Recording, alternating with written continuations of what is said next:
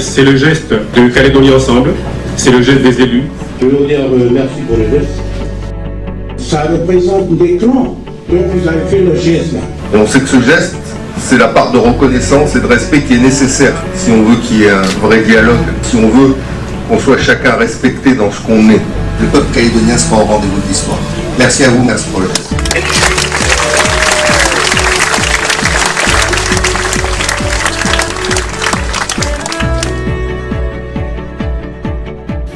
Je voudrais débuter ce congrès par un moment peut-être un peu grave, un peu lourd, et je m'en excuse. Mais on ne peut pas faire un congrès le 22 avril sans se souvenir du 22 avril. On ne peut pas faire un congrès d'un parti politique le 22 avril sans se souvenir du 22 avril. Le 22 avril, il est encore, je crois, dans toutes les mémoires du pays. Le 22 avril, des larmes ont coulé sur les joues des épouses. Les larmes ont coulé sur les joues des enfants. Des larmes ont coulé sur les joues des frères et sœurs. Et puis, 2 semaines après, le 5 mai, d'autres larmes ont coulé. D'autres larmes sur d'autres joues, d'autres couleurs. Et en ce qui me concerne, en ce qui nous concerne, à Calédonie Ensemble, c'est pas simplement un fait de notre histoire. C'est un moment majeur enfoui au fond de nous. Un moment encore douloureux de notre mémoire collective. Une souffrance qui reste enfouie au fond de nous.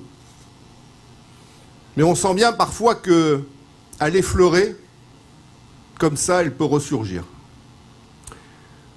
Comment a-t-il été possible? Et c'est la question que je pose presque 30 ans après.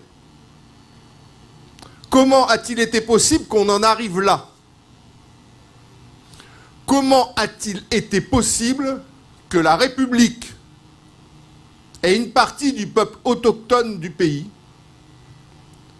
en arrivent à un point où le 22 avril et le 5 mai, 25 morts soldent, entre guillemets, l'incompréhension. Comment cela a-t-il été possible? Je crois que c'est parce que chacun a considéré, à ce moment-là de l'histoire, qu'il était dans son bon droit.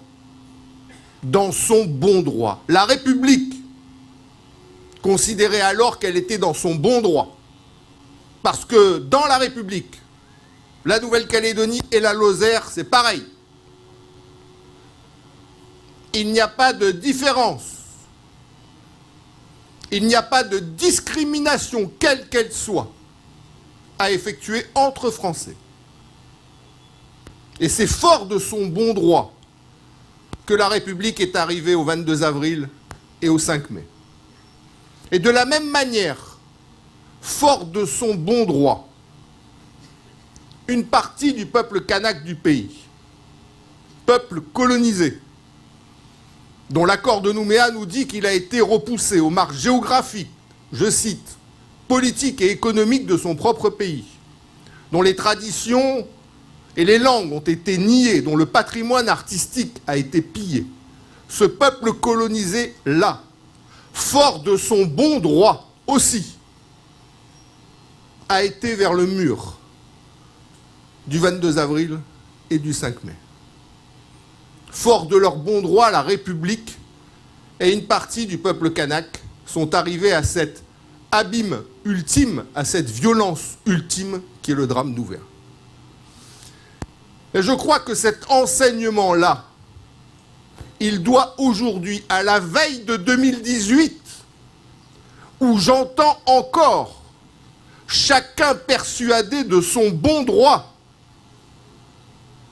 où j'entends les paroles des partis indépendantistes et non indépendantistes, pour certains d'entre eux, qui mettent en avant, au-delà de tout, leur bon droit, le droit des uns à ce que 2018 ce soit l'indépendance et rien d'autre, et rien d'autre.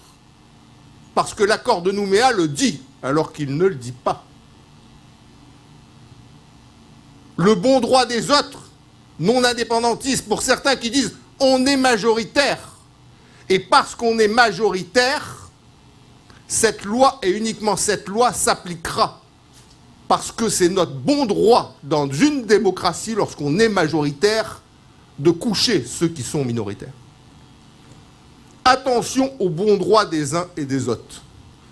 Notre pays nous a appris que le bon droit des uns et des autres n'était pas suffisant pour construire une communauté de destin, n'était pas suffisant pour construire la paix, n'était pas suffisant pour tisser un vivre ensemble.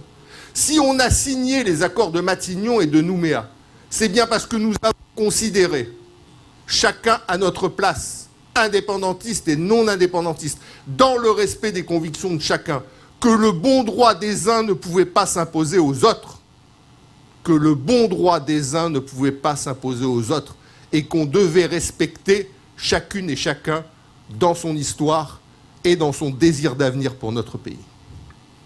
Eh bien, pour 2018, pour le référendum qui nous attend, je demande aux responsables politiques, ou supposait-elle, de ne pas oublier cette leçon.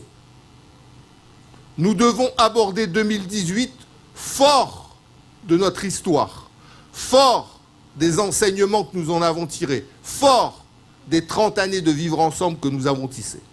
C'est pour ça qu'à Calédonie Ensemble, et l'extrait que nous avons cité, projeté du 11 octobre 2008 en témoigne, lors de la création de Calédonie Ensemble, ici même, au coin de Doubitch. C'est pour ça qu'à Calédonie Ensemble, nous disions déjà à l'époque que notre ADN, c'était le dialogue avec les indépendantistes. Qu'on ne peut pas être dans un pays sans refuser de parler à la moitié de la population, parce que cette moitié-là ne partage pas ton opinion. C'est justement parce que cette moitié-là de la population ne partage pas ton opinion que tu dois aller parler et dialoguer avec elle. Que tu dois impérativement mettre les passerelles en place pour que les échanges se fassent. Et que si tu refuses la passerelle, si tu construis des murs entre une partie des Calédoniens et une autre partie des Calédoniens, au bout du compte, chacune de ces parties se tapera elle-même la tête dans le mur qu'on aura co-construit. C'est pour ça que nous sommes favorables au dialogue. Nous en avons fait cette formule, ce slogan de notre campagne électorale. Nous sommes favorables à ce dialogue avec les indépendantistes avant le référendum, et notre objectif est d'affirmer l'identité singulière de la Nouvelle-Calédonie au sein de la République. C'est ça que nous portons, un avenir dans la France aux couleurs de la paix.